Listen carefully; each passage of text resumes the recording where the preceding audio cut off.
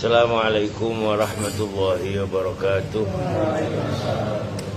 Ila Nabi Mustafa Muhammad sallallahu alaihi wasallam wa ala alihi wa ashabihi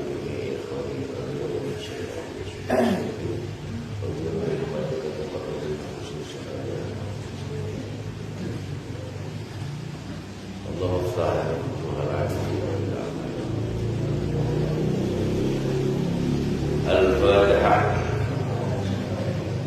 Bismillahirrahmanirrahim. Alhamdulillahirabbil alamin. Bismillahirrahmanirrahim. Qala ba'duhum ar-rasikhu fil ilmi man wajada fi ilmihi arba'ata asya. At-taqwa bainahu wa bainallah, wat-tawaddu'a bainahu wa baina khalqihi, wa-zuhdu bainahu wa bainad dunya, wal-mujahadata bainahu wa baina nafsihi. Wa qala ba'duhum at-tawaddu'u yajlibu mahabbatal ikhwan. Wa qala akhar man tawaddu'a ma'an nas tawaddu'an nasu ma'a. Dipengendikaken bilih niki bab ar-rasikhu fil ilmi. Bilih nalika wong wis entuk ngilmu sing tenan saka Gusti Allah, ingkang dipun sebat-sebat rasikh. Rasikh mane ngilmu sing tumancep teng kene ati tenan. Alamate wong duwe ngilmu tenan, alamate wong sing duwe ngilmu tenan, manfaat tenan, barokah tenan, iku nalika wong mau nemokno patang perkara nang awake dhewe. Dadi wong ngrasa jare wis sinau pirang puluh taun, jare wis ngaji pirang puluh taun, apik orane karek ana tagak patang perkara iki. Dadi rasik wong sing bener-bener ngrasa apa ku diwek pangeran ngilmu sing manfaat. Alamate wong sing duwe ilmu, alamate wong sing duwe ilmu tenan iku siji at-taqwa bainahu wa bainallah. Wong sing titenane wong sing duwe ilmu tenan iku selalu takwa ing dalem antarane wonge lan ing dalem antarane Gusti Allah. Dadi kapan sampeyan iku nunggone masjid, karo nunggone sawah, karo nunggone dalan kok padha, berarti iki ngalamat sampeyan iku apik tenan, alamat sampeyan iku duwe ilmu tenan. Mergo ngendikane Kiai As-Safar yusfiru anil ahwal. Terkadang wong iku iso kebuka belange iku mergo lelungan.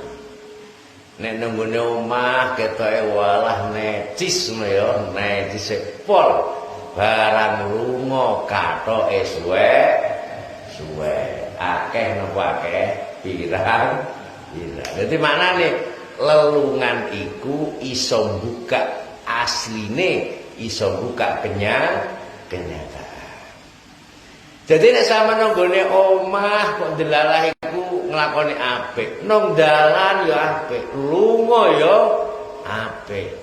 Lah, apike wong nang di panggonan ndi wae iku disebut wong sing tumancep ngilmune tenan saka Gusti Allah. Jenenge ar-rasikhu fil ilmi, wong sing ngilmu tenan. Mangane wong iku saya dhuwur, iku saya ketok saya ngrasa ketok cilik. Wong saya duwe ilmu, saya malah ketok cilik. Mergo dhewe tambah roh, wong kapan duwe ilmu, iku mesti tambah krasa nek awak dhewe iku cuwilik nek pangeran ku luwih gedhe. Saiki sampean urip nang gone tembang, iya ketoke gedhe. Tapi nek sampean bandingno belajar ngelmu-ngelmu alam. Iki ana bintang Bima Sakti, ana macem-macem. Iku mau bandingno bumi iku sak titik. Iku bumi. Apa meneh menungsa, kaya apa ora ketok.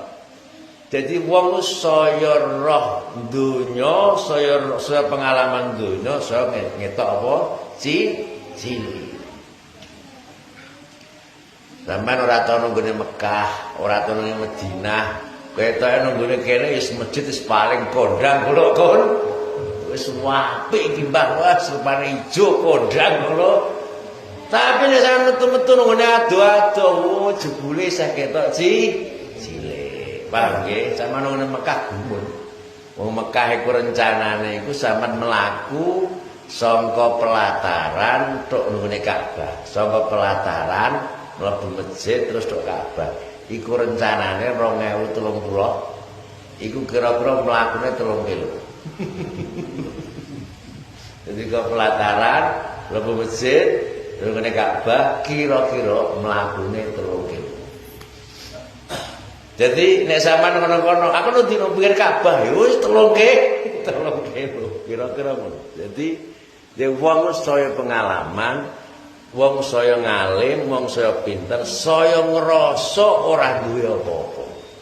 Ya iku jenenge tawadhu. Andhap asor. Iku alamate wong sing duwe ilmu tenan.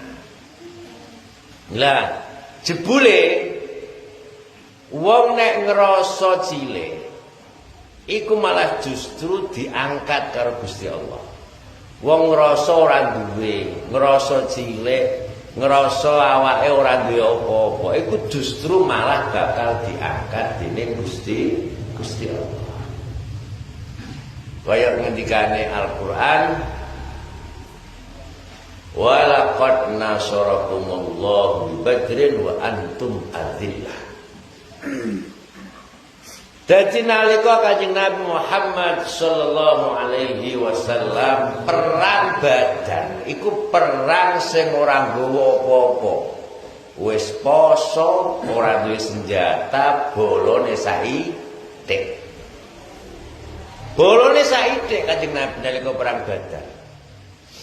Lah niku Kanjeng Nabi mun ngrasa lemah karek tawakal. Tawakal karo berusaha nyadong rahmate Gusti Allah. Tapi apa janjine Allah? Nalika awakmu wis ngrasa lemah, ngrasa berdarah-darah, iku justru awak dhewe bakal ditulungi Gusti Allah. Dimenangno. Iku jenenge walaqad nasarakumullahu badrin wa antum kowe ngrasa ino gak duwe apa-apa. Tapi saya awakmu ora ngrasa gak duwe apa-apa, saya dibantu dening sing kuwasa. Wis koyo ngene iki, wis koyo ngene iki. Sawah yang dipacul atos, ya, ditanduri, dipangan tikus, ya ora dipangan tikus, ya ora ana udan. Sing penting piye? Sing penting sampean pasrah, tawakal, nyadong rahmate Gusti Allah. Ojo terjebak karo keadaan sing nyata.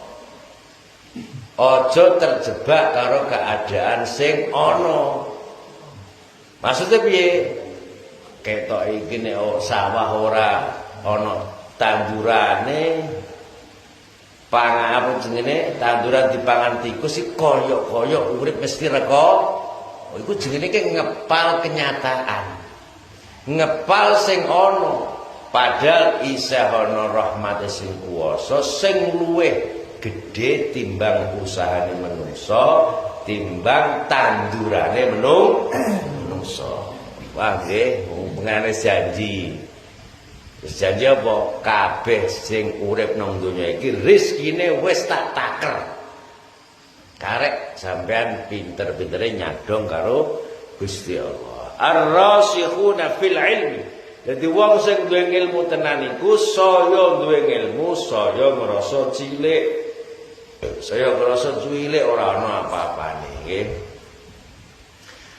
At-taqwa bainahu wa bainallah. Piyambake selalu takwa nang Gusti Allah. Sing pertama, manggon nang ndi wae, piyambake selalu takwa nang Gusti Allah. Ya takwane wong macam-macam.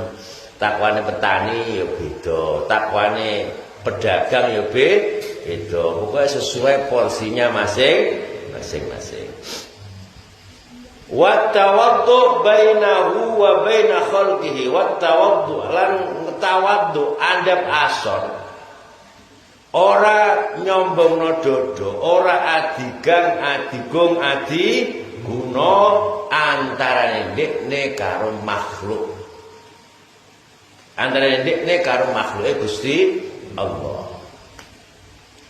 Sakniki jajal sampean angen-angen. Fatihah niku ya klebu Al-Qur'an. Qul a'udzu birabbin nas ya klebu Al-Qur'an. Wal 'asri ya klebu Al-Qur'an. Terkadang wong sing iso maca kulhu ngrasa ora cocok karo wong sing maca wal 'asri. Ana ta gak? Ana pirang-pirang. Jadi kaya-kaya iku wong sing maca wal asri iku ora klebu Al-Qur'an. Padahal wal asri ya Al-Qur'an, kulhu ya Al-Qur'an. Sing maca berjanji iku ya Islam, sing maca manakib ya Islam. Sing ngaji lan rotib ya Islam. Jadi goro-goro piyambake duwe ilmu saitik, iso maca kulhu pisan wae, ngono wis mletene ora karo-karuan, adigang adigung merasa benar sendiri. Iki lho aku kulhu cahan andalan. Sing wal asri kleru. Sing manake kleru. Iki singene kurang tahu. Jadi wong nek duwe ilmu tenan iku maknane nyawang wong liya ora ana kejaba cangkeme ngomong sing apik. Ngono ngisor.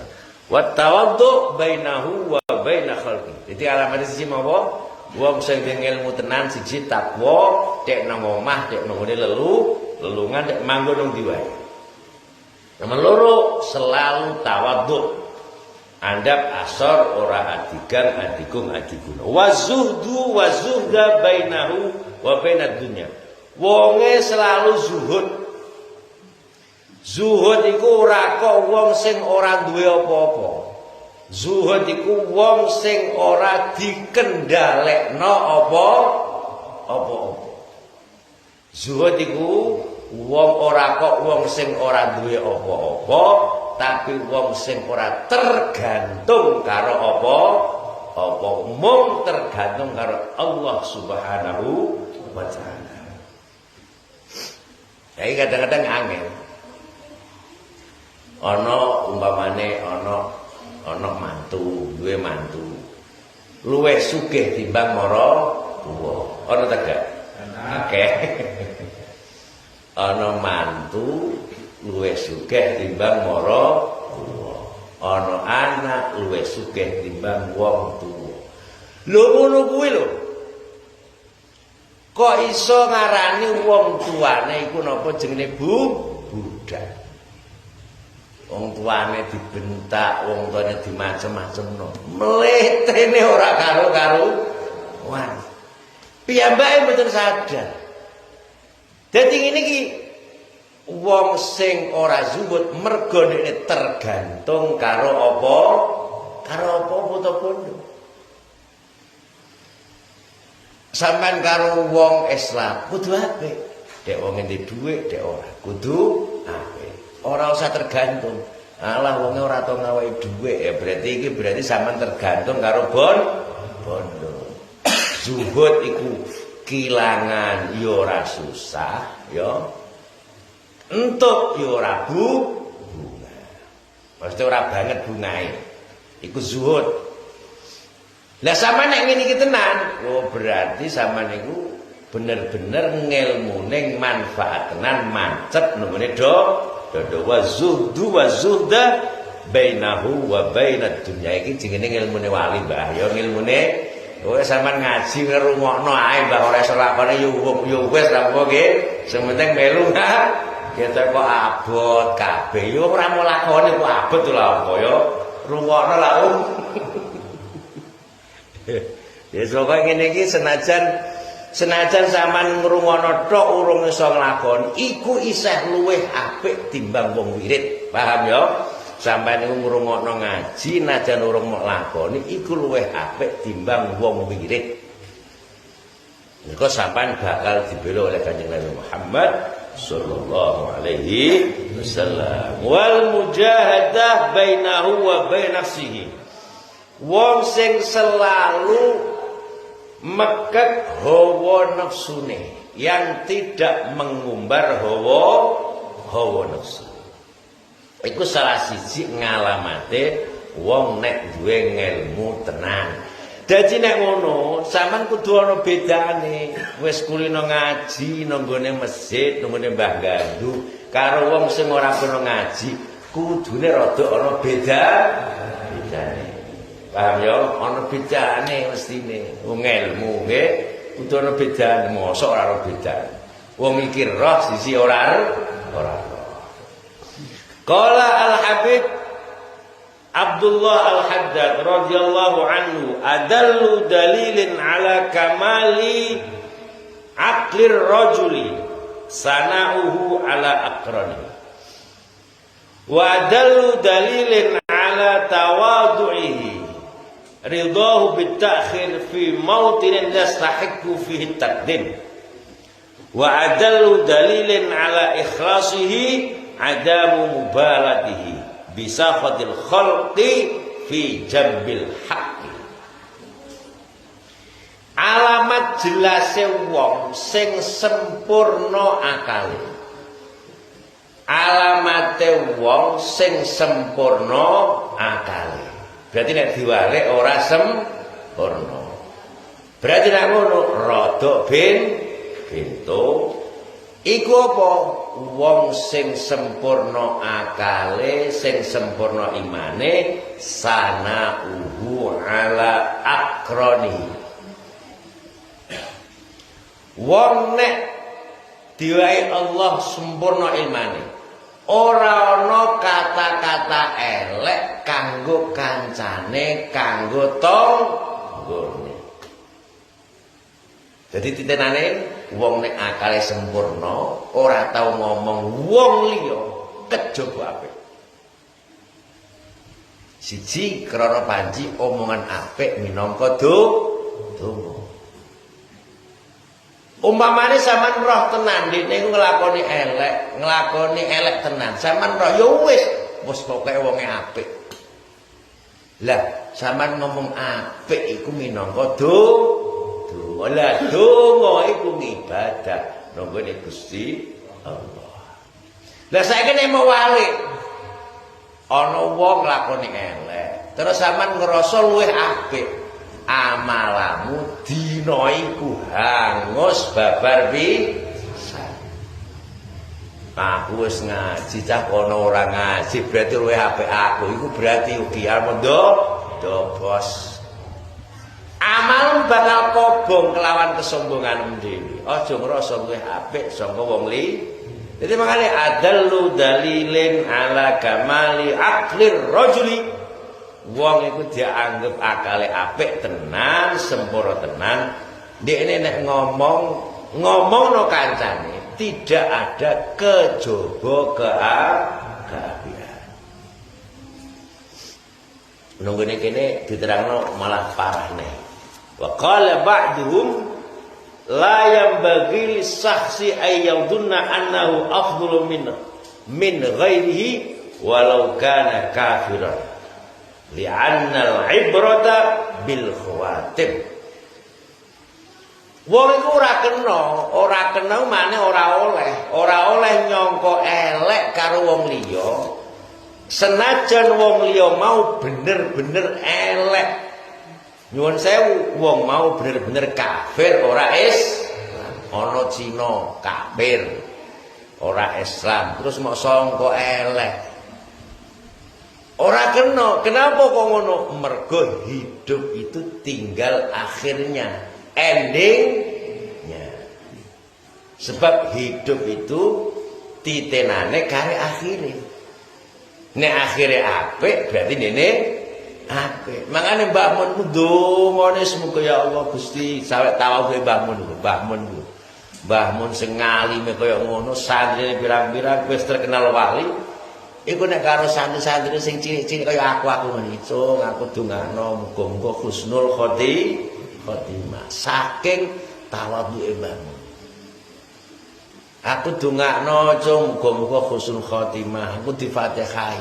Iku Mbah Mun karo santrine. Berarti iki bukti nek Mbah Mun banget tawaf andap asore. Dadi wong iku uripe karek akhire. Zaman babak pertama bal-balan menang 10-0 umpamane. Menang tak kalah? Wapi tak gak apik. Tapi babak terakhir sampean kalah. 10 apa sing ngene kalah 1 umpamane. Menang tak kalah? Kalah. Jadi wong kare akhire. Sampeyan saiki iso gagah urung mesti. Sampeyan engko matine melet ya iso wae. Mengane aja mlete. Saiki ketoke gagah serbalane ijo ya. Mati urung mesti. Mergo karek wong karek apik orane karek akhire. Tapi biasane wong nek awale apik, akhire ya apik. Iku biasane. Tapi Gusti Allah iku ora biasa. Mula awake dhewe iku nek ibadah iku selalu golek ridhone Gusti Allah. Ya. Jadi mangkane teng ngene menerangno wong ora kena. Ngarani wong senajan kafir wong kafir eleke ora karu-karu aja ngono. Urung mesti engko akhire piyambake husnul khotimah. Masyaallah sallallahu sayyidina Muhammad. Mangkane ana kiai-kiai ku nek ngomong nek ngendika ya Allah muga-muga matiku mati sing apik. Mesti mati sing apik ku apik piye? Matine ya ora melet, matine ya ora ketok ngisin-ngisin. Omongan Allahumma ahyina hayatan thayyibah wa amitna mitatan islamiyah. Ya Allah, mbok kula niku urip dadi wong Islam, engko nek mati mbok sing mati sing apik. Allahumma ahyini hayatan thayyibah wa amitna mitatan islamiyah. Islamnya maksudnya piye apik? Apa mati dia menyebut Allah ngono ya. Iku berarti mati sing ape ora kok nyebut BRI ngono kuwi sing kleru. Hati-hati lho ya. Dadi wong iku karek kulinane. Jadi ana kiai iku kulinane maca alhamdulillah. Terus jadi dene kecodos sri yo alhamdulillah. Ora kecodos sri yo alhamdulillah. Pokoke uripe ku gak ana nek ora alhamdulillah. Sampai piyambake mati iku maca napa alhamdulillah. Menawa sok ditakoke nang ngene kuburan marrabuka alhamdulillah. Menawa ngono. Saking wong iku kulino maca alhamdulillah. Dadi kaya sampean umpamane sowan nang ngene wong sing ngono kuwi. Sing paling apik iku apa? Sampean sowan nang kuburane maca alhamdulillah. Dadi uripe dene seneng apa? Sampeyan nang ngene kuburan sing mok senengi, sing disenengi mau sampean waca. Ya sampeyan nang ngene Mbah Khalil Bangkalan. Senengane apa? Al-Qur'an. Sama nonggone ndi nonggone Mbah Wajran Pojok pamane Al-Qur'an seopo sing disenengi sama maca. Lah sampean ditakdir iso mara Mekah Allahumma sholli ala sayyidina Muhammad. Sowan nonggone Maklan nonggone Mbah Mun ya maca sisameng dalil maca saduna fit dunya khuzuna bil mergo apa sing diremeni ing dalam uripe yaiku sing monggo sowan nalika sampean sowan nalika tengene kuburan. Saduna fit dunya. Sampean ape sowan nggone wong sing kulino BRI ya sok gawakno ate. Masyaallah sallallahu alaihi sayyidina Muhammad. Semoga urip bisa ngono nggih, semoga tenang mawon. Wa adalu dadi alamat jelase menungso apik iku piyambake ora tau ngomong elek kanggo wong liya. Dadi cangkeme iki mesti ngomong apik. Wa adalu dalilin ala tawadhu'i ridahu bitakhir fi mautinin yastahiqqu bitaqdim. Bukti nek dene duwe tawadhu tenan iku lilo ikhlas manggon guri senajan piyambake niku duwe hak nenggone dengene daerah wetan kono daerah wetan iku ora Jawa Mbah wetane. Dadi daerah kono iku nek wong wis kesebut kaji, wong nek wis munggah kaji. Ibu-ibu khususnya nek kaji. Iku nek ana tanggane digawe. Iku ora gelem melu nyuci piring. Ora melu gelem ora. Mergo wis munggah kaji. Pokoke kapan wis Bu Haji ngono kuwi. Pokoke manggon nang ngarep. Gelange gede-gede ngono Mbak, dilinting ya. Krimpian nerima tamu. Dene ora gelem manggon Bu. Mangan guri. Nek manggon guri piyambake niku muringmu. Nah, tesane kaji larang-larang mok kon nggo isa-isa piring ya ngono. Kae gak kelakuan-lakuan apa ngene nggih? Ana daerah kono Mbak. Roh kowe. Daerah kono ngono. Dadi krimpian, dhewe nang karep. Apa jenenge temen nerima tamu moh iki. Dadi wong iku dianggep tawadhu tenan, piyambake iku lilo manggon guri senajan dene berhak manggon. Ono iku jenenge wong sing tawadhu. Aja kaya mau kaya buajah-buajah sing ora genah iku mau ya. Pokoke nek wis nyebut kiai mau melu apa-apa niku ya kleru. Ya, kleru nggih. Pokoke umum meneh ya. Sampeyan mangan sambel, aku yo mangan sambel ngono ae. Sayyidina Hasan niku nate, Sayyidina Hasan niku pinten? Putrane Sayyidina Ali, putune Nabi Muhammad sallallahu alaihi wasallam. Yang bae numpak jaran, numpak mobil terus saiki numpak jaran, terus diawe karo pengemis-pengemis. Iku piyambake medun. Barang medun ngucap salam, Assalamualaikum. Ngono. Barang dene medun karo pengemis iki ditawani, "Mbah, ayo do mangan bareng." Ki mangan bareng sak nampan. Ora kok jijik lho ya ora. Mangan ngono ae. Kulo niku bayangno wong kutha mara desa ya. Dilalah diwehi mangan cedhak kandang ya. Bayanganku wis masyaallah kaya piye ngono ya. Tapi ya wis ngono ku ya penak-penak wae. Nek tawadhu ya gelem-gelem. Kok nek gadah kanca wong ra ndek omah, ra ndek apa-apa, milu mara tuwa, melu gak nunggone kamar, nunggone kandang. Dadi nek mangan ya kene muluk kono metu. Kene muluk kono metu. Wis pas ngarep niku. Ayo wis biasa wae nggih. Pokoke urip wis ngono iku. Urip yo batang kabeh ya. Ad-dunya jifa. Wa dalilin ala ikhlasihi adamu mubalatihi bisaqatil khalqi fi jambil haqqi. Dalile wong ikhlas tenan iku wong tidak peduli karo omongane wong, karo muring-muringe wong, karo apa iki jenenge pujane wong. Piyambake tidak peduli karena dia nyembah karo Gusti Allah. Jadi kalau mamane sampean niku ngaji terus dikandani wong, lha wong kok gruduk iku lah apa?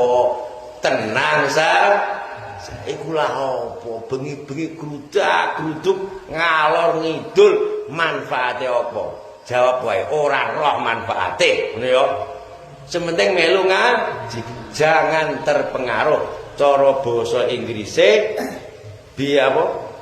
biarkan anjing menggong kafilah ngono bahasa ya nah tenang ae ora usah mikir penganggo barang bar milu apa jenenge bar tilik wong umroh biasane diwehi serban ya semonggo kok omah ngono dedran iku lah apa tenang ora usah mikir ya ora usah mikir sampean kapan lakoni apik sing mok tuju iku apa iya karena berdua iya karena hanya Allah yang setuju bukan omonganmu.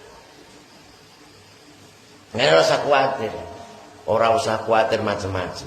Mergo swarga iku ora ngliwati omongane tangga.